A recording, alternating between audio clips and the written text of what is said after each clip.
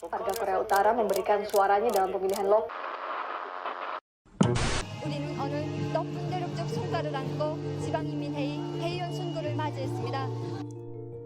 Pada 10 Maret 2019 silam, warga Korea Utara telah melakukan pemilu untuk memilih anggota parlemen.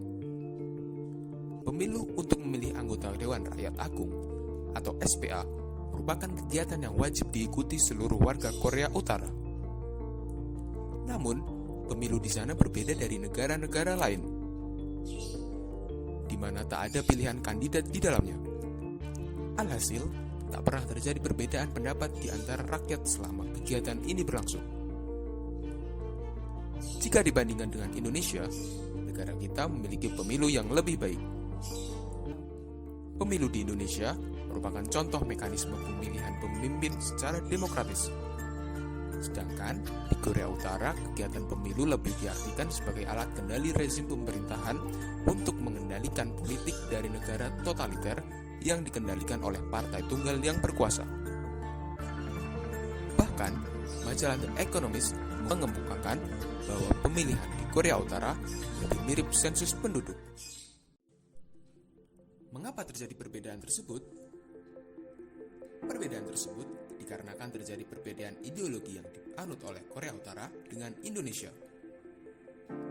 Korea Utara menerapkan Juche sebagai ideologi negara dan memiliki tujuan partai untuk mewujudkan filsafat Juche di seluruh aspek kehidupan masyarakat dan pembangunan masyarakat komunisme.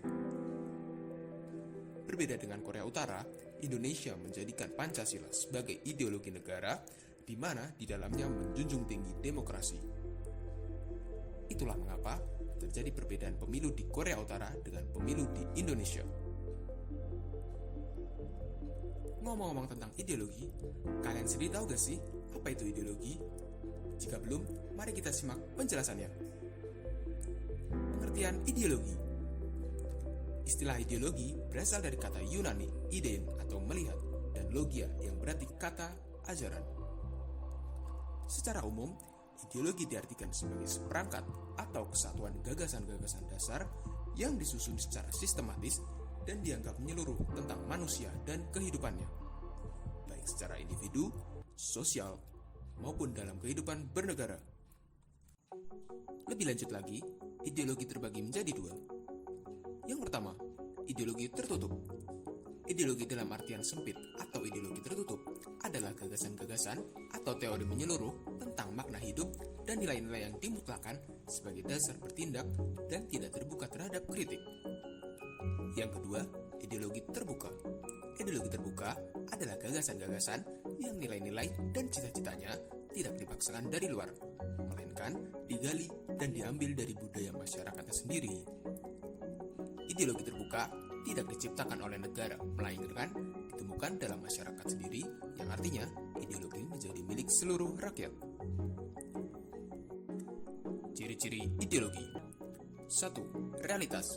Artinya sistem nilai. Gagasan pemikiran yang mendasar dan mendalam itu selalu tercermin dalam kehidupan masyarakat. 2. Idealitas. Artinya, kadar dan kualitas ideologi itu merupakan sesuatu yang ideal, atau dalam kata lain, cita-cita yang diharapkan oleh seluruh bangsa. Idealisme yang terkandung di dalamnya itu mampu memberikan harapan, optimisme, mampu menggugah motivasi pendukungnya, mampu menggerakkan pendukungnya untuk berupaya mewujudkan apa yang terjadi cita-cita ideologi tersebut. 3. Fleksibilitas. Artinya, ideologi itu mampu menyesuaikan diri dengan keadaan yang terus berkembang dan mampu memberi arah melalui interpretasi-interpretasi baru. Penafsiran baru ini tentunya tidak boleh bertentangan dengan nilai-nilai dasar, sehingga tetap relevan, tetap dibutuhkan, tetap sesuai dengan cita-cita seluruh bangsa. Kita telah mengetahui apa itu ideologi, pembagian ideologi, dan ciri-ciri ideologi. Namun, kalian tahu gak negara kita sendiri menganut ideologi apa? Ideologi Indonesia. Bangsa Indonesia tentu saja juga memiliki suatu pandangan hidup yang dapat menjadi dasar dan mengarahkan perkembangan hidupnya. Para pendahulu kita telah dapat merumuskan secara jelas apa sesungguhnya pandangan-pandangan hidup bangsa kita yang kemudian kita namakan Pancasila.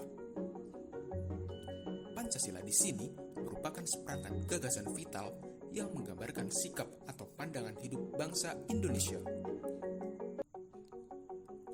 Apabila kita melacak kembali kelahiran serta perkembangan Pancasila sebagai dasar negara, jelaslah bahwa proses tersebut berlangsung dalam forum politik. Proses tersebut berlangsung di dalam perdebatan semenjak Juni 1945 hingga mencapai klimaksnya pada tanggal 18 Agustus 1945, yaitu di saat penghapusan 7 kata-kata dalam merumuskan sila pertama. Dengan demikian, Pancasila bukan lagi sekedar perdebatan politik, melainkan suatu imperatif bagi bangsa Indonesia. Ideologi Pancasila bukanlah ideologi yang bersifat totaliter dan dipaksakan untuk diterima. Pancasila merupakan hasil penggalian kebudayaan dan hasil perkembangan kebudayaan Indonesia. Ideologi Pancasila tetap menghormati kebebasan pribadi dan martabat manusia. Dengan kata lain, Pancasila bukanlah ideologi yang tertutup bagi ide baru. Pancasila perlu menerima dan menyesuaikan dengan perkembangan kehidupan masyarakat dunia. Namun, keterbukaan ini tidak berarti diterimanya segala macam nilai apapun juga, termasuk nilai-nilai yang bertentangan dan akan menggeser nilai-nilai Pancasila. Nilai-nilai dasar Pancasila harus tetap dipertahankan dan menjadi acuan serta dasar bagi segala kebijaksanaan dan pelaksanaan kehidupan bangsa dan negara. Pancasila sebagai pandangan hidup masyarakat. Sudah kita ketahui bahwa Pancasila merupakan ideologi sekaligus dasar negara bagi bangsa Indonesia. Karena itu, kita menjadikan Pancasila sebagai pandangan hidup.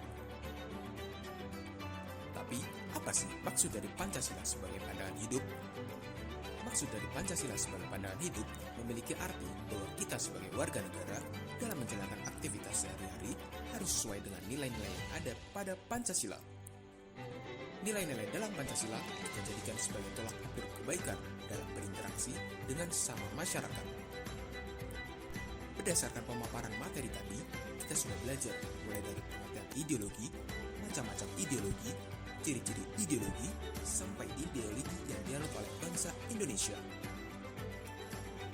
Maka, kita bisa tarik kesimpulan bahwa Pancasila merupakan ideologi terbuka, di mana Pancasila dapat mengikuti perkembangan zaman tanpa harus mengganti nilai-nilai yang terkandung di dalamnya.